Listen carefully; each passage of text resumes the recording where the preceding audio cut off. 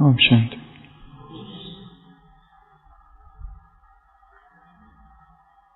Nineteen 81 में Saint Peter square एक pope थे, पोप जॉन पॉल द्वितीय।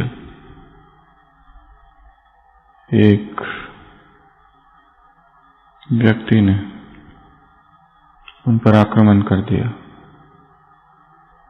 और गंभीर रूप से जख्मी भी कर दिया। वो मुस्लिम था।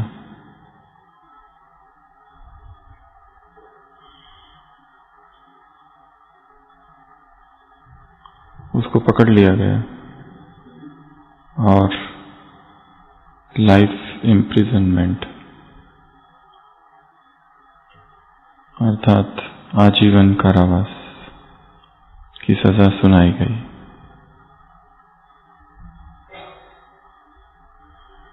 पोप जॉन पॉल द्वितीय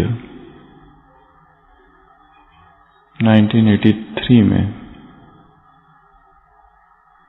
उससे मिलने जेल में गए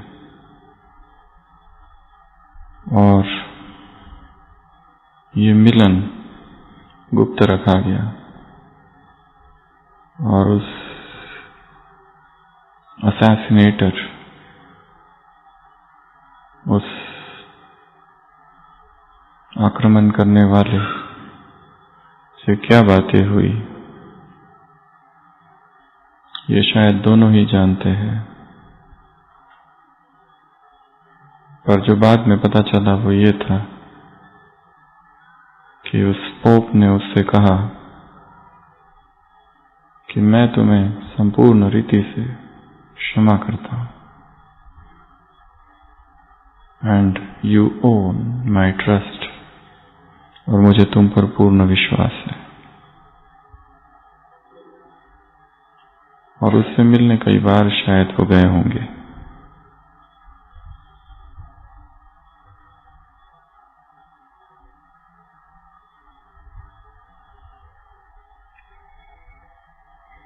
वो जो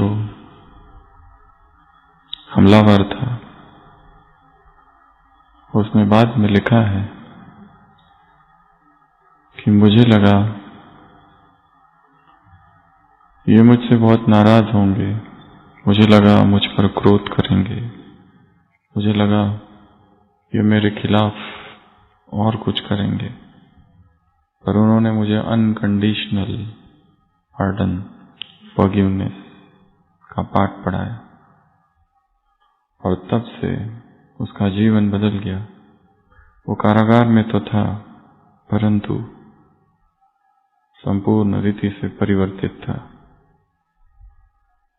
और बाद में इटालियन गवर्नमेंट ने 2000 में उसे रिहा कर दिया फॉर गुड बिहेवियर और उसके बाद में वही पोप के पास जाता है और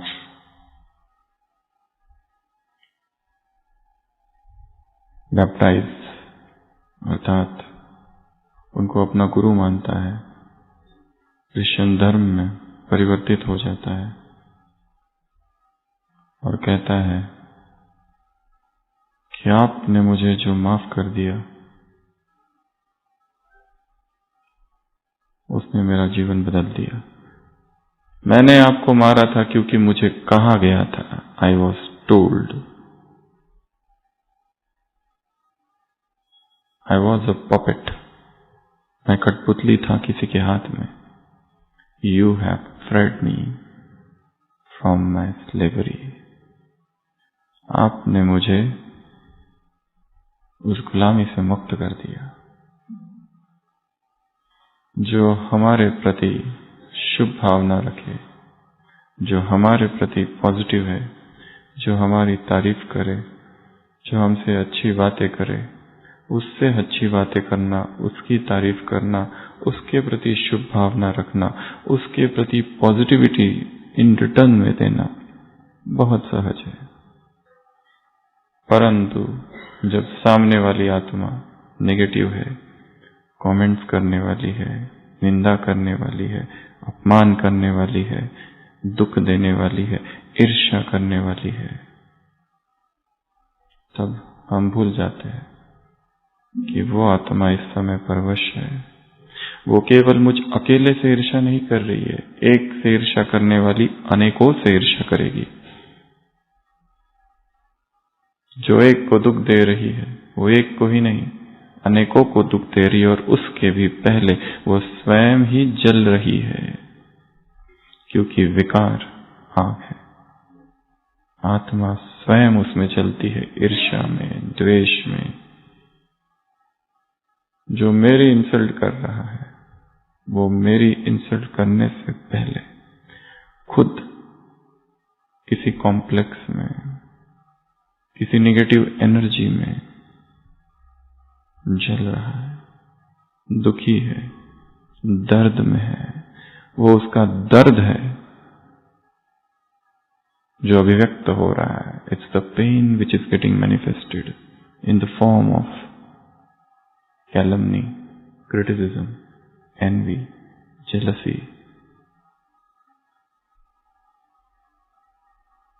उस समय मेरा क्या कर्तव्य है? मैं क्या भेजूं? उधर से ब्लैक एनर्जी आ रही है, मैं कौन सी एनर्जी भेजूं?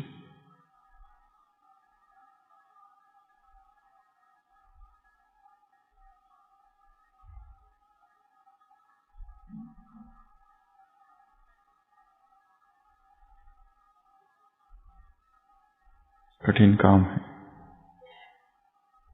बाबा ने कहा सबसे सहज यही है। नेल्सन मंडेला 27 साल तक जेल में थे, और वो 27 साल में से 18 साल तो एक ही जगह पर थे, और वो साल भी इतने आसान नहीं थे। पीड़ा के थे, यातना के थे, दर्द के थे। कितना काम उनसे कराया जाता था।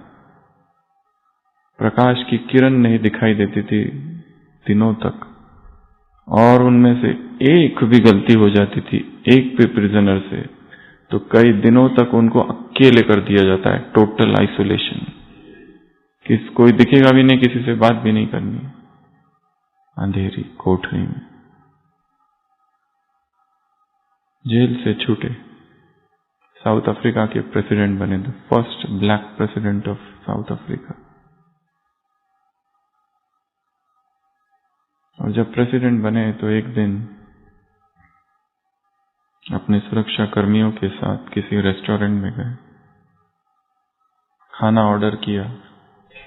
सभी अपने खाने के ऑर्डर की इंतजार कर रहे थे। तभी देखा सामने एक व्यक्ति बैठा है, होटल उसी रेस्टोरेंट में। नेल्सन मंडेला ने कहा अपने सिक्योरिटी पर्सनल से कि उस भाई को भी अपने साथ बिठा लो। भोजन आया, और वो जो व्यक्ति था उसके हाथ थर-थर कांप रहे थे, उसका शरीर थर-थर कांप रहा था। जब तक वो खा रहा था, इन लोगों के साथ बैठकर वो कप रहा था। उस व्यक्ति ने अपना खाना पूरा किया और चला गया। जो सुरक्षा कर्मी थे उन्होंने नेल्सन मंडेला से कहा, क्या आप उस आदमी को जानते हो? और हमें लगता है उसे शायद कोई शरीर की बीमारी हो या कोई मानसिक। वो इतना कब क्यों रहा था जबकि वातावरण इतना ठंडा नहीं है? नेल्सन मंडेला ने कहा, मैं उस व्यक्ति को जानता हूं। जब मैं कारागार में था तब वो वहां जेलर था।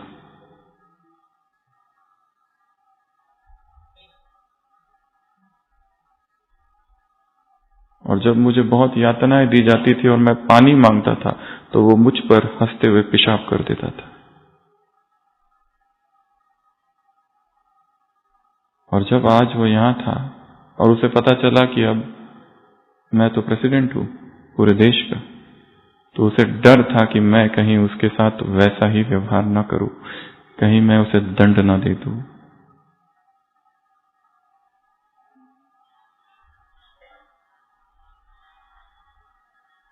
पर 27 साल के उस कारागार के समय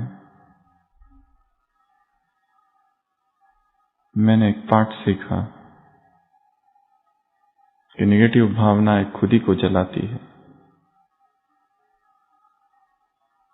इसलिए धैर्य, सहिष्णुता,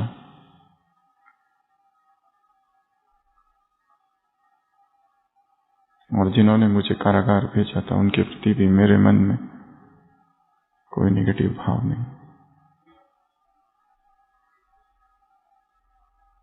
आज सुबह की अव्यक्त वाणी। माताएं बैठी है, 15,000 माताएं। डायमंड हॉल में बाबा मिलन चालू हुआ है। माताएं 4 दीवारों में रहने वाली घर की चौखट जो कभी जिन्होंने लांघी नहीं, वो माताएं जो घूंघट में रहने वाली। बाबा कह रहे हैं उनसे, उनको देखकर खुशी हो रही है कि ये माता क्या बन गई,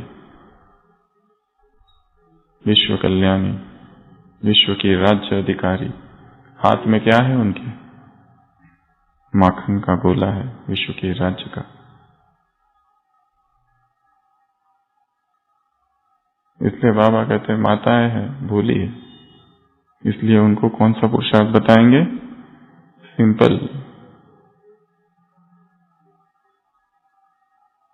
और दुआएं किसको? वो नहीं जो तारीफ करे, वो नहीं जो स्तुति करे, वो नहीं जो अच्छा बोले, वो नहीं जो हमारे दोस्त है, पर उनके प्रति भी यदि कोई बद्दुआ दे तो चलते फिरते मनसा वाचा कर्मणा संबंध संपर्क में भी तुम्हारे दिल से उनके लिए क्या निकले? दुआ ही निकले। दुआ की शक्ति, शुभ भावना की शक्ति। किससे हम नफरत करें? नफरत करके भी तो देख लिया, क्या मिला? दर्द।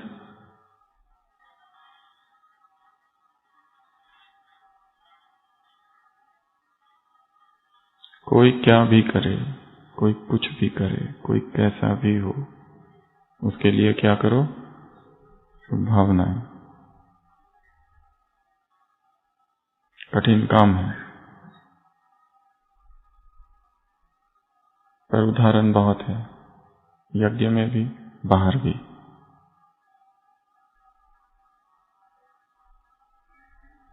बाबा को कितनों ने कहा था कि जो आपका अपमान कर रहे हैं या आपके विरोध में कुछ कुछ लिख रहे हैं, उनके ऊपर हम केस कर दे, मानहानि का। बाबा ने क्या कहा था? बाप कभी बच्चों पर केस करता है क्या?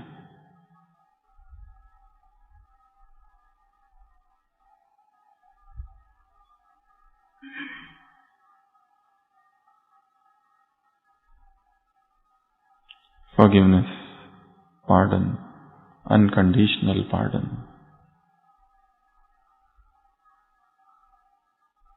क्योंकि सामने वाली आत्मा जो उस समय बद्दुआ दे रही है, दुख में है,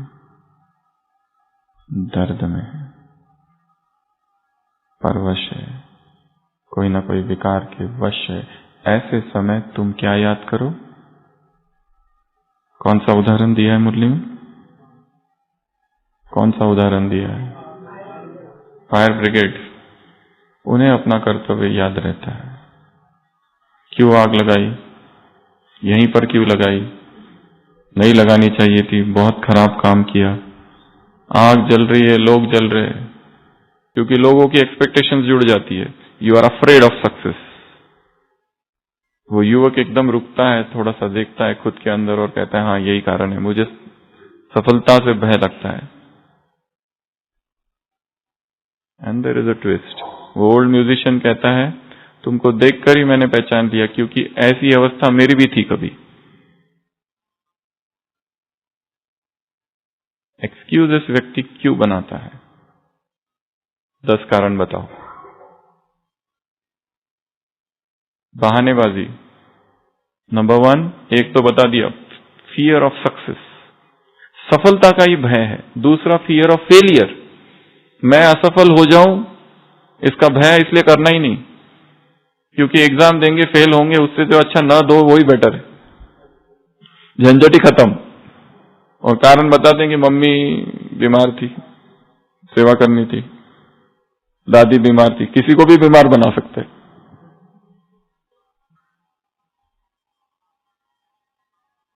सेवाएं बहुत थी, अब कौन थोड़ी पूछेगा तुम्हारी क्या सेवा है और तुम कितने बिजी थे, रात भर जागना पड़ा, तो कोई थोड़ी ना आके देखेगा तुम क्या थे। बीमारी इतनी थी, सिर दर्द था, दिखता थोड़ी है, कमर दर्द दिखता है क्या? तबीयत ही ठीक नहीं थी, क्या करूं? पहला कारण फियर ऑफ सक्सेस, दूसरा कारण फियर ऑफ फेलियर, तीसरा कारण परफेक्शनिज्म, एकदम मैं परफेक्ट, मतलब मैं कुछ करूंगा ना एकदम परफेक्ट होना चाहिए, ऐसे छोटा मोटा मैं नहीं कर सकता, मतलब वो एकदम बेस्ट होना चाहिए। पूरी मेरी जब तैयारी हो जाएगी ना अच्छी, तभी मैं करूंगा, बाकी कम तैयारियों के साथ मैं कुछ नहीं करना चाहता।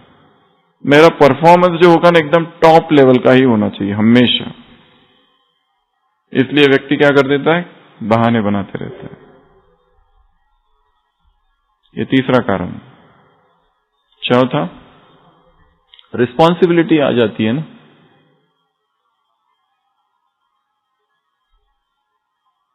अगला कारण, कंफर्ट जोन के अंदर रहने की आदत पड़ गई है।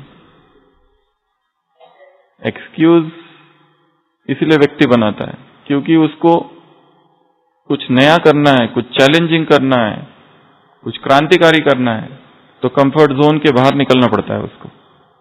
और कंफर्ट जोन के बाहर निकलते ही चैलेंजेस सब चालू हो जाता है। कुछ नया करने में दुनिया विरोध करती है।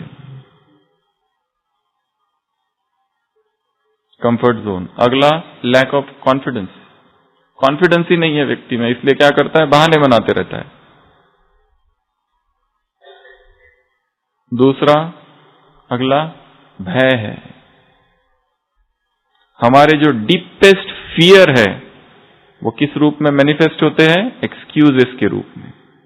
हमारे जो सबसे गहरे भय है वो कैसे प्रकट होते हैं, कारण। अगला, टाल मटोल करना, प्रोक्रेस्टिनेशन।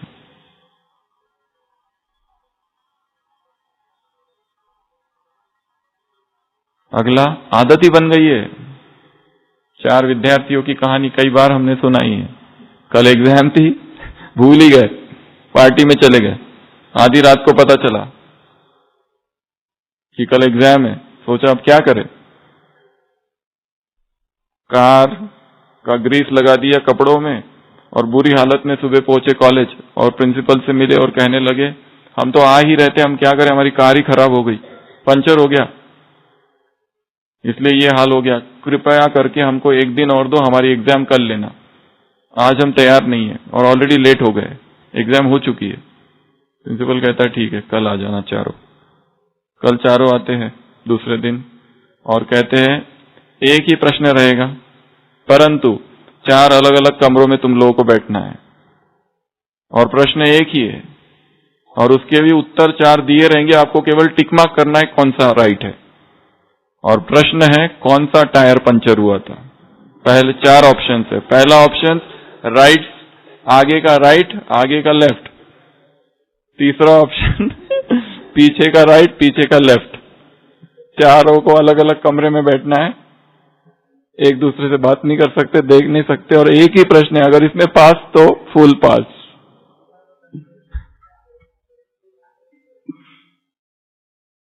दूसरों को बुद्धू बनाया जा सकता है पर कभी कभी, हमेशा नहीं बना सकते।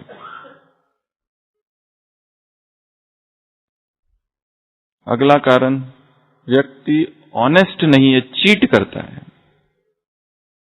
चीटिंग की स्वभाव बन गया। और चीटिंग भी क्यों करता है, अपनी एक झूठी प्रतिष्ठा को कायम रखने के लिए। उसे भय है फेलियर का, इसलिए चीट करता है। और एक आदत आ गई है टॉप पर रहने की।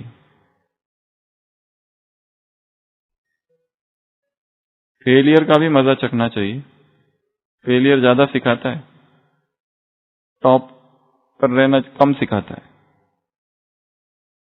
लैक ऑफ ऑनेस्टी, कारण, ये कारण, ये कारण, ये कारण, ये कारण, मुरली में कहा है।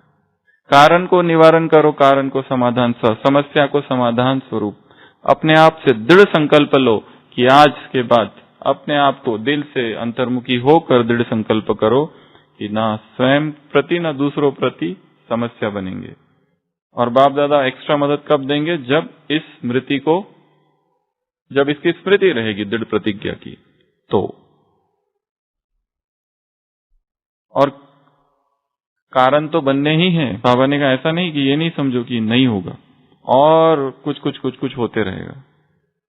और इस मुरली में बहुत अच्छी एक विधि बताई है बाबा ने। जब भी कोई समस्या आए तो क्या करो? 1 2 3 4, 1 2 3 4। स्टेप नंबर 1, समस्या है, बाप को सामने रखो।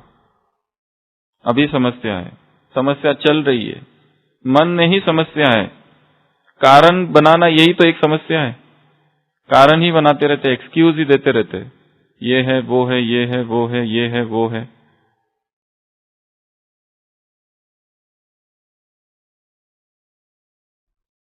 स्टेप नंबर 1, बाप को सामने रखो। स्टेप नंबर 2, दिल से कहो बाबा। स्टेप नंबर 3, बाबा हाजिर। स्टेप नंबर 4, समस्या हट गई। इसका विजुअलाइजेशन करना है। वो समस्या को किसी भी रूप में ले लो, कोई खिलौना ले लो और सोचो ये समस्या, ठीक है। अब ये समस्या हाथ में है और फिर देखो बाबा सामने है। स्टेप नंबर 2, दिल से क्या कहेंगे? वाह वाह। स्टेप नंबर 3, देखो बाबा हाजिर हुआ है, इन फ्रंट आया है, वास्तव में आया है। हाथ पकड़ के देखो, है ना वही कि भ्रम हो रहा है? और स्टेप नंबर 4, जो वो करेगा, सोचो उसने ये समस्या ली और इसको हटा दी। ये है विधि, अच्छी विधि है ना। बाबा को सामने रखो, दिल से कहो बाबा, वो हाजिर, समस्या हटी। 4th step method. कोई भी समस्या रहने दो, और समस्या तो आएगी, और जितनी ज्यादा समस्या, जितने ज्यादा विघ्न, जितने ज्यादा चैलेंजेस, उतनी ही ग्रोथ। जितना ज्यादा कंफर्ट जोन के अंदर, जितना कंफर्टेबल लाइफ, जितनी कोई एग्जाम नहीं, कोई परीक्षा नहीं, कोई विघ्न नहीं, आराम से जी रहे, उठ रहे, सुबह उठ रहे हैं, मुरली अमृत वेला, आराम से सब चल रहा है, अनटच्ड, तो ग्रोथ भी नहीं होगी। ग्रोथ तो चालू ही होती है लिव डेंजरसली, जब कोई चैलेंज ले लेते हो, कोई व्रत ले लेते हो, कोई प्रतिज्ञा कर लेते हो, कोई ओथ, तब हमारे अंदर जो सुषुप्त शक्तियां है वो सारी जागृत होने लगती है। वो जागृत नहीं है अभी, दे स्टार्ट मैनिफेस्टिंग। इसीलिए हर दिन कोई ना कोई चैलेंज लेना है। इस मुरली में कहा है, शुरुआत में तुम्हारी क्या प्रतिज्ञा थी? बच्चों को कहा ना, क्या? असंभव को संभव करना। चैलेंज इतना सिंपल नहीं होना चाहिए, थोड़ा असंभव टाइप होना चाहिए। वो भोजन से संबंधित हो सकता है, वो अमृत वेले से संबंधित हो सकता है, वो ब्रह्मचर्य से संबंधित हो सकता है। अखंड ब्रह्मचर्य की प्रतिज्ञा।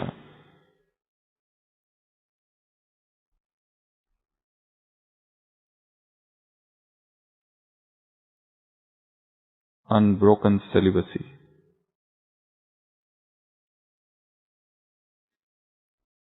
अंदर में तो पवित्रता के संस्कार है ही, वो जागृत हो जाएंगे, बाहर आ जाएंगे।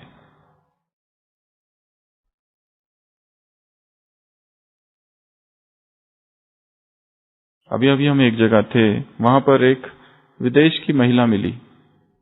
2 दिन से उसका कोर्स चल रहा था। जो ब्रह्मा कुमारी इसका रिट्रीट सेंटर है, उसी के बाजू में रह रही थी। भारत की नहीं थी, जर्मनी की थी। और हमसे कहा उससे बात करो। हमने बात की तो पता चला कि वो तो बहुत बड़ी म्यूजिशियन है, Not only musician, she is a singer. Not only that, she is extremely popular. हमने कहा तुम यहाँ क्या कर रही हो? उसने कहा मैंने वो सब छोड़ दिया. At the top of her popularity. क्योंकि जीवन का एक प्रश्न ने मुझे घेर लिया, मैं हूं कौन? और ढूंढते ढूंढते ब्रह्मा कुमारी तक पहुंच गई.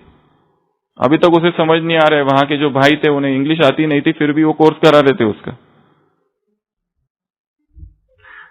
और उसने अपनी डायरी दिखाई. उसने डायरी में उसने अपने डायग्राम बनाए हुए थे. उसका वो भी है हमारे पास चित्र. हु एम आई फिर लिख रही है. फिर इसलिए भाई ने कहा कि इनसे थोड़ा आप देख लो, ये क्या कुछ बात करो इनसे. और ये भाई पूछ रहा था आगे का कोर्स कराऊं कि नहीं कराऊं, डर लग रहा है मुझे तो उससे. और वो बहन ऐसी थी, फ्रांसिस्का उसका नाम है. यूट्यूब पे टाइप करो फ्रांसिस्का, उसके सारे गीत आ जाएंगे. और उसके गीत भी ऐसे वैसे गीत नहीं है. वो गीतों को हमने सारे जर्मनी में गाए हुए गीत, उसके गीत की हमने एक लाइन ली जो उसने खुद में लिखा था, उसका ट्रांसलेट किया इंग्लिश में. उसमें वो गीत का अर्थ था I am light, I am free, I am a Phoenix, मुझे मुक्त होना है. ऐसे ऐसे सारे शब्द है उसके. और इतनी सुंदर आवाज है. पर उसने कहा कि मेरे पेरेंट्स मुझे समझ ही नहीं पा रहे. उसने कहा अभी भी वही है. हमने कहा यहाँ आ जाना कोर्स पूरा होने के बाद. हमने कहा आगे क्या करना है वो तो मुझे पता नहीं, कहाँ जाना है वो भी पता नहीं, क्या करना है वो भी पता नहीं, सब छोड़ के घूम रही है. क्योंकि जीवन का लक्ष्य क्या है, मैं हूं कौन, यही प्रश्न है. कितनी प्यासी है आत्मा है. और वहां पर जो आई वो, उसने कहा यहां मुझे जैसी शांति मिली और कहीं नहीं मिली. बहुत बड़ा कैंपस है, जैसे मधुबन है वैसे ही बनाया हुआ. वहीं रहती है बाजू में, आती रहती है दिन भर. और बहुत सिंपल. तो ऐसी संसार में आत्माएं हैं. तो हमें क्या करना है, मुक्तिदाता हम है. खुद ही निवारण स्वरूप नहीं है तो दूसरों को निवारण स्वरूप बनाकर निर्वाण धाम कैसे भेजेंगे, प्रश्न पूछा है बाबा ने.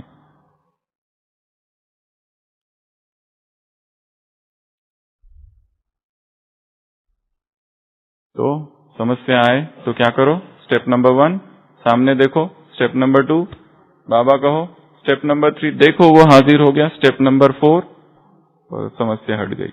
एक. दूसरा, दृढ़ प्रतिज्ञा करो, मैं करूंगा.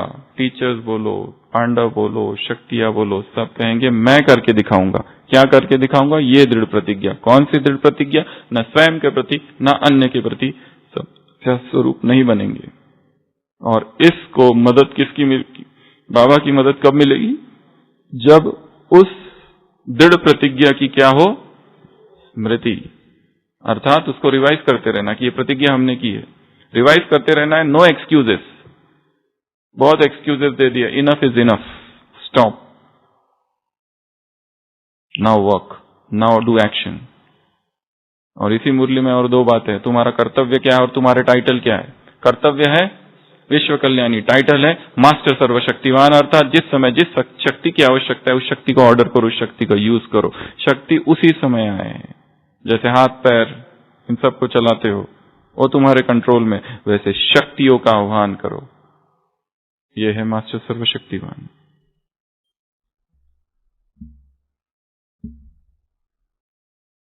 तो एक तरफ तो दुआएं देना, दूसरी तरफ समस्याओं को खत्म करना, कारण को हटा देना, तीसरी तरफ मास्टर सर्वशक्तिवान बनना. और एक बात, ज्यादा गंभीर और सीरियस, टू मच. योगी गंभीर होता है पर गंभीर से ज्यादा योगी हल्का होता है, अंदर से हल्का. पर जब हम झूठ बोलते, जब हम चीटिंग करते हैं तब भारी रहते. जब हम एक्सक्यूजेस करते हैं, ये कारण ये कारण ये कारण, तब क्या हो जाता है, भारी. और जब कारण देते हैं बहुत सारे तो झूठ बहुत भारी है. धरती से भी भारी झूठ है, धरती से भी भारी पाप है. वजन बहुत है झूठ का. सत्य कैसा है, हल्का हल्का नाचता है. सत्य बिटू नच, सत्य हल्का है, झूठ भारी है। और एक झूठ को छुपाने के लिए दूसरा झूठ और वजन बढ़ता है। झूठ झूठ झूठ झूठ झूठ। और झूठ वाला व्यक्ति हमेशा भयभीत रहता है।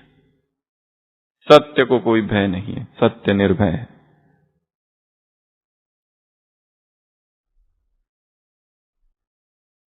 डेयरिंग चाहिए सत्य के लिए। सभी के सामने अपनी गलती को स्वीकार करना बहुत क्या चाहिए, पावर चाहिए बहुत।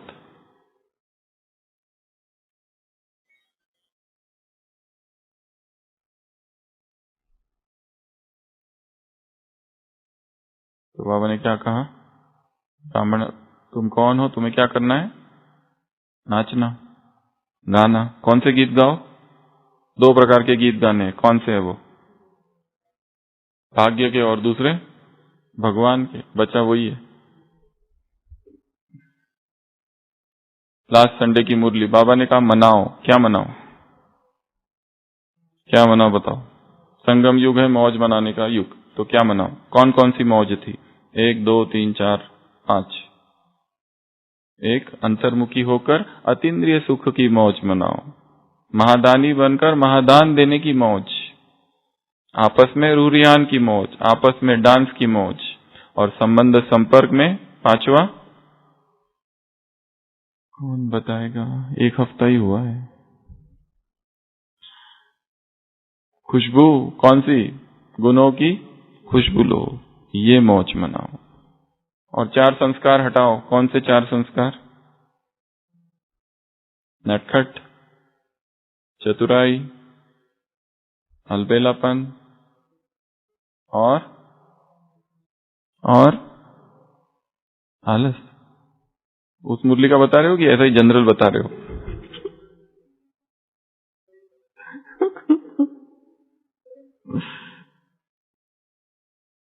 हद की बातें और हद के संस्कारों से ऊंचे उड़ जाओ। बहुत स्ट्रांग वाक्य था लास्ट संडे की मुरली में।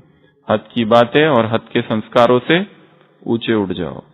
छोटी छोटी बातों में नहीं फंसे रहो। ये इतने का है, ये उतने का है, इसकी कीमत इतनी है, उसकी कीमत इतनी है। भूल क्या करना है? ऊपर।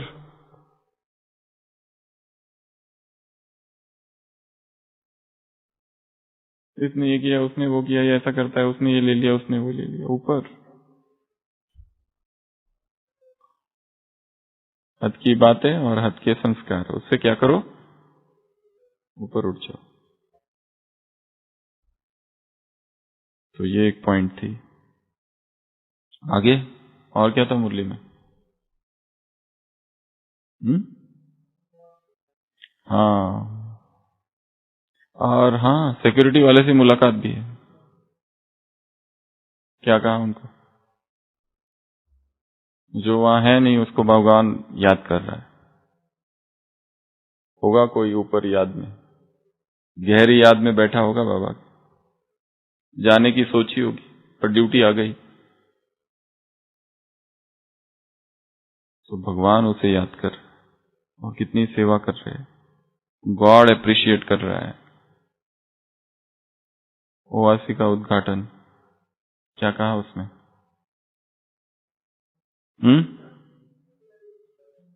छोटे मोटे उद्घाटन, छोटे मोटे हैं।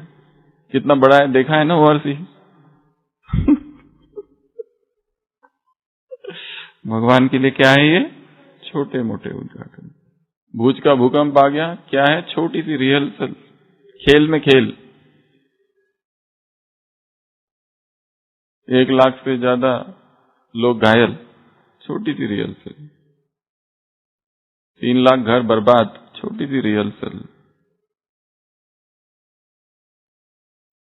सारा कुछ बसाने के लिए 10 साल लग गए, छोटी सी रिहर्सल, छोटी सी बात। बेहद है दृष्टि उसकी।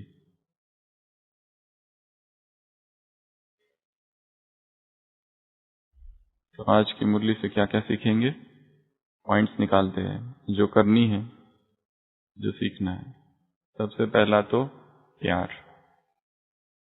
उसके प्यार की रस्सी में, प्यार की रस्सी से उसे खींचा जा सकता है।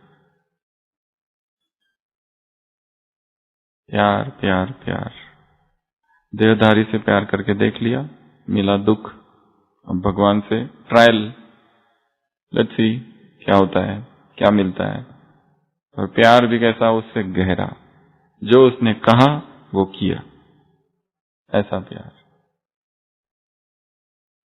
उसको देखते रहो, उससे बात करते रहो, उससे दृष्टि लेते रहो,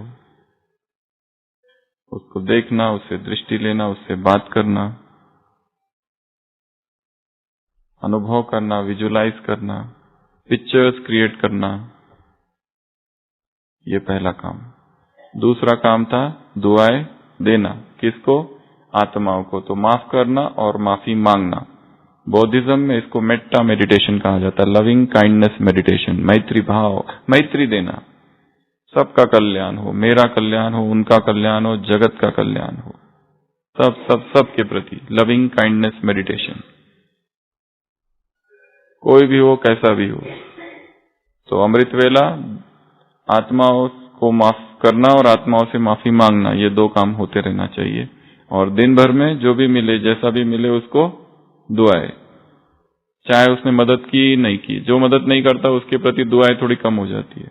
स्टॉक को बढ़ाना है, डोज कम पड़ रहा है, ये दूसरा काम है आज की मुरली से। तीसरा काम है समस्या आ जाए तो वो 4 स्टेप्स है, वो करना। कारण जो आते हैं एक्सक्यूजेस, अब एक्सक्यूजेस नहीं बनाने, काम करना है। एक्सक्यूजेस बनाते रहेंगे तो कुछ नहीं होगा। आज ये था, कल वो था, कल ऐसा था, कल वैसा था। एक्सक्यूज मेकर नहीं बनना है। और क्यू शब्द को हटाना है। तब क्यू लगेगी, किसकी? आत्माओं की। तो ये एक काम बताया। अगला बताया नाचते रहना, गाते रहना, अर्थात खुशी में रहना, मिलन मनाते रहना, दुखी नहीं, उदास नहीं। सिंगिंग।